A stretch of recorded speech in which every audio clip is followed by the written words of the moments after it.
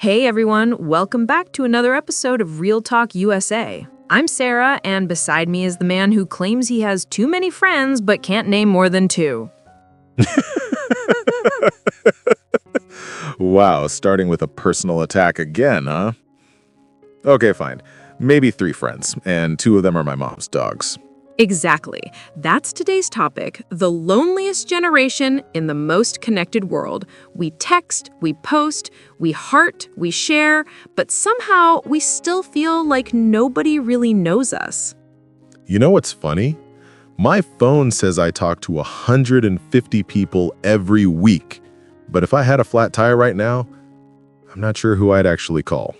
That's deep. Like, we're drowning in DMs, but starving for connection.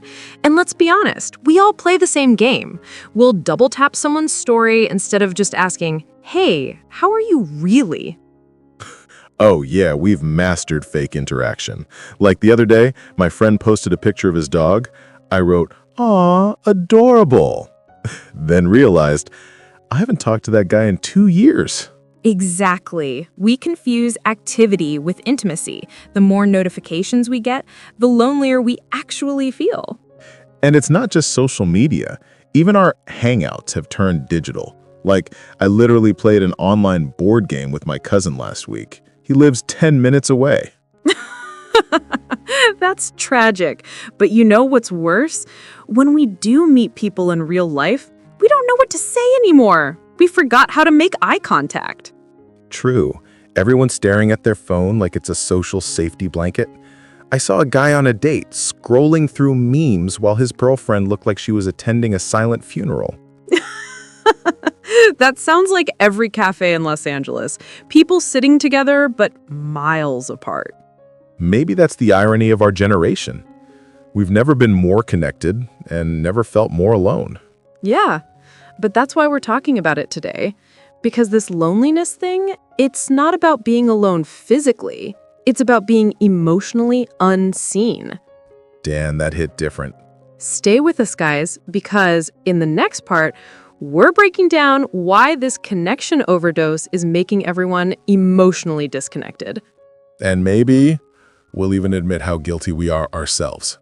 Oh, we're definitely guilty. You know, Mateo, I've been thinking, it's kind of weird how we share everything online. What we eat, where we go, how we feel, and still feel invisible. Exactly. Like, I could post a sad face selfie and get 100 likes, but not a single person will actually message me and ask, "Hey, are you okay?" That's the thing. We mistake reactions for relationships. Someone taps a heart emoji and suddenly we feel validated. But deep down, it's just digital confetti. Yeah, man. It's like we're addicted to the illusion of being seen.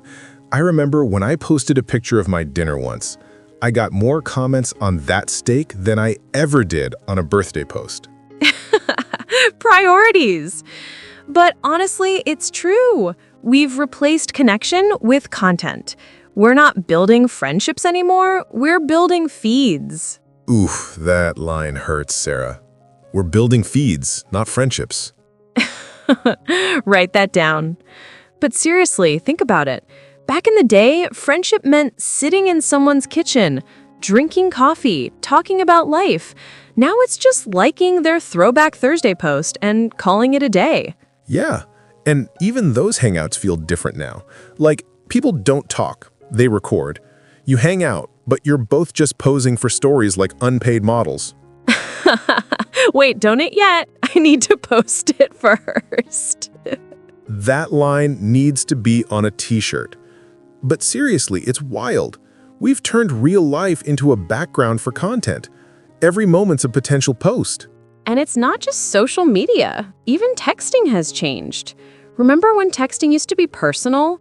Now it's just memes and short replies. Totally. I texted my friend last week, "Hey man, you good?" And he replied with a gif of a dog doing yoga. I'm still not sure if he's okay or not. Maybe that was his emotional language. But see, that's the point. We've forgotten how to talk. Like, actually talk.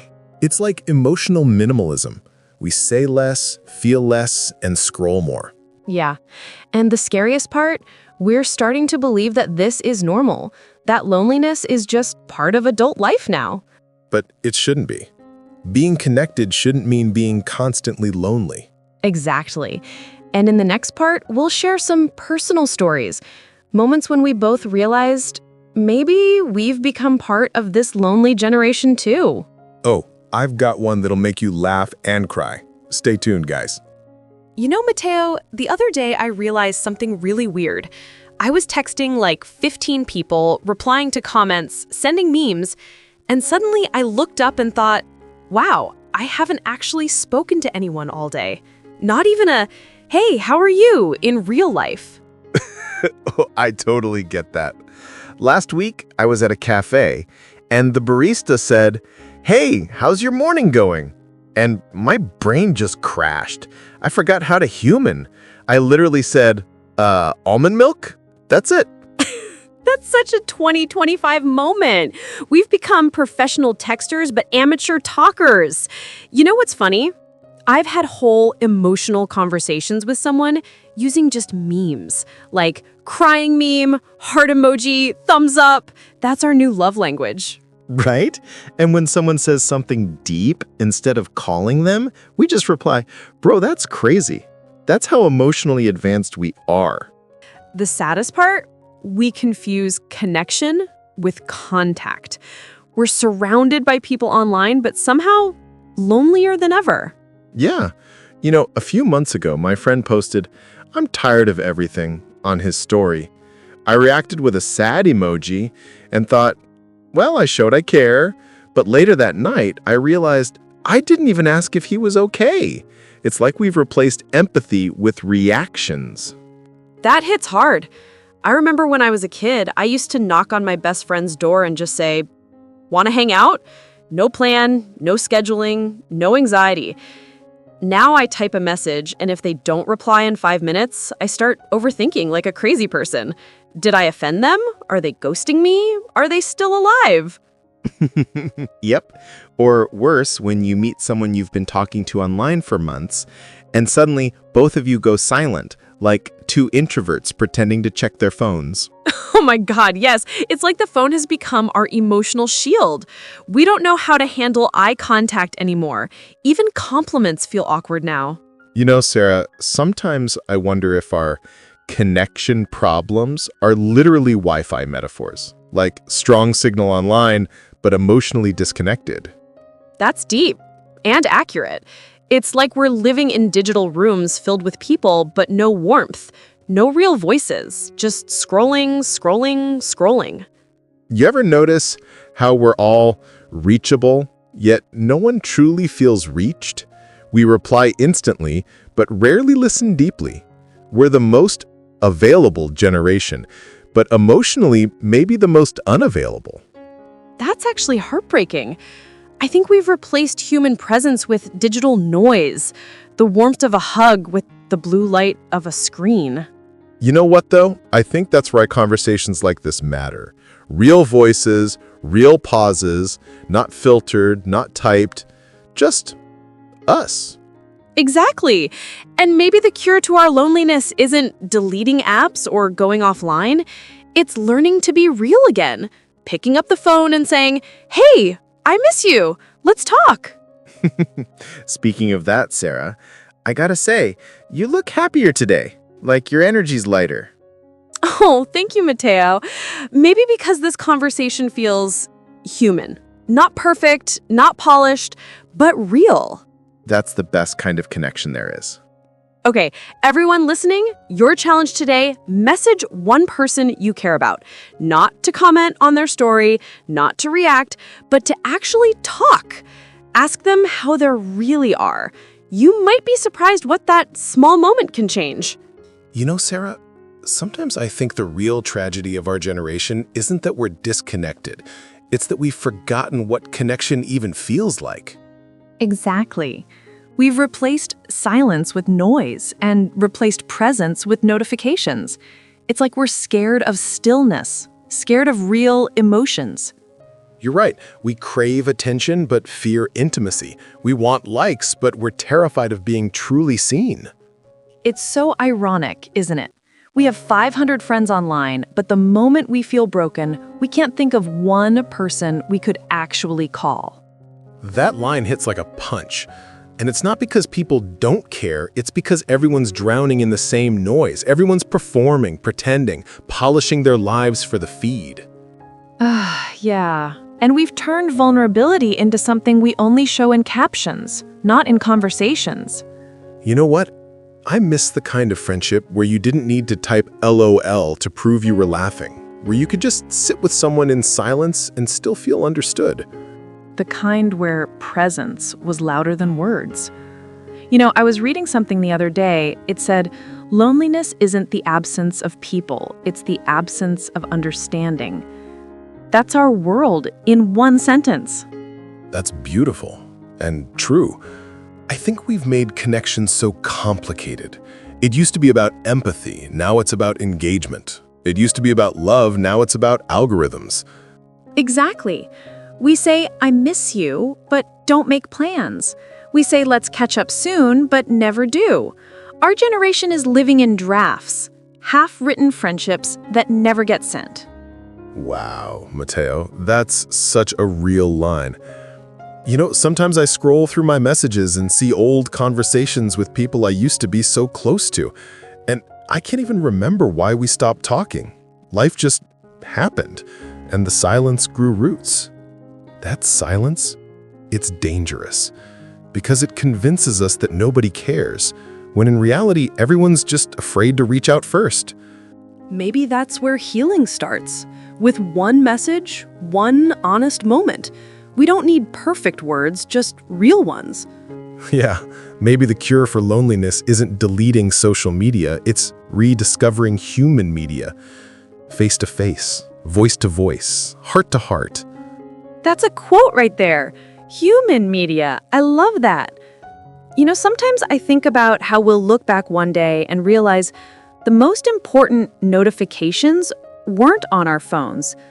They were the moments we ignored, the people we scrolled past. That's deep, Sarah. And maybe that's the reminder we all need tonight, that behind every screen, there's someone craving to be seen, heard, and understood. So, if you're listening right now, maybe pause this podcast for a second. Take a deep breath. Think of one person you've lost touch with. Send them a voice note, not a text, a voice. Let them hear you, because that's how real connection starts again. Beautifully said. Maybe the loneliest generation isn't lost. Maybe we're just waiting for someone to talk first. And maybe that someone could be you. You know what, Mateo? Today's episode felt a little different. It wasn't just a talk, it was therapy in disguise. Yeah, like a group hug for everyone listening. No filters, no perfect life stories, just two humans trying to figure out why we feel so alone while surrounded by people. Exactly. I mean, if this conversation doesn't make you want to text your best friend from high school, I don't know what will. Or at least send them a meme that says, hey, remember when we actually hung out in person? Oh my God, yes. But on a serious note, we just want to say, if you've been feeling disconnected lately, you're not weird, you're not broken, you're just human. Right. And it's okay to admit that we miss real conversations.